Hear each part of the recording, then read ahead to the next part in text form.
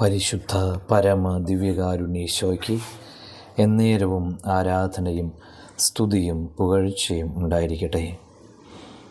ഇന്ന് ജനുവരി മാസം 7-ാം തീയതി ചൊവ്വാഴ്ച.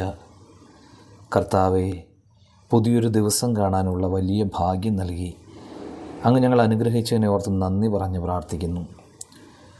അങ്ങ് ഞങ്ങൾക്കായി നൽകിയിരിക്കുന്ന ഈ ദിവസം അങ്ങയുടെ വചനങ്ങൾ പാലിച്ച് അങ്ങയോട് ചേർന്ന് ജീവിക്കാൻ വേണ്ട കൃപ നൽകണമേ. ഈ ദിവസം ഞങ്ങൾക്കുണ്ടാകുന്ന എല്ലാ പ്രതിസന്ധികളെയും ഏറ്റെടുക്കാനും തരണം ചെയ്യാനും വേണ്ട കൃപ നൽകി ഞങ്ങൾ ഓരോരുത്തരെ അനുഗ്രഹിക്കണമേ എന്ന് പ്രാർത്ഥിക്കുന്നു. ലൂക്കാ സുവിശേഷം 13-ാം അധ്യായം 24-ാം വചനം ധ്യാനിക്കാം.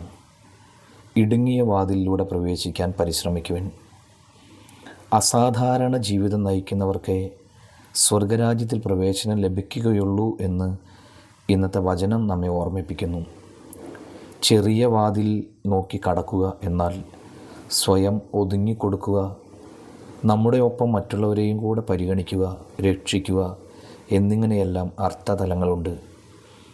നമ്മുടെ ആത്മാവ് രക്ഷപ്പെടണം, ഒപ്പം മറ്റുള്ളവരുടെ ആത്മാക്കളും. ഈ ഒരു ആഗ്രഹം ഇന്ന് നമുക്ക് മനസ്സിൽ നിറയ്ക്കാം.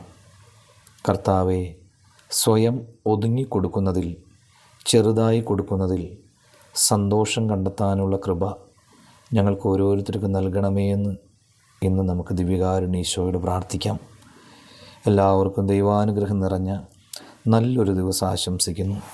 നമ്മുടെ കർത്താവ് ഈശോ മിശിഹായുടെ കൃപയും പിതാവായ ദൈവത്തിൻ്റെ സ്നേഹവും പരിശുദ്ധാത്മാവിൻ്റെ സഹവാസവും നാം എല്ലാവരോടും കൂടെ ഉണ്ടായിരിക്കട്ടെ, ഇപ്പോഴും എപ്പോഴും എന്നേക്കും.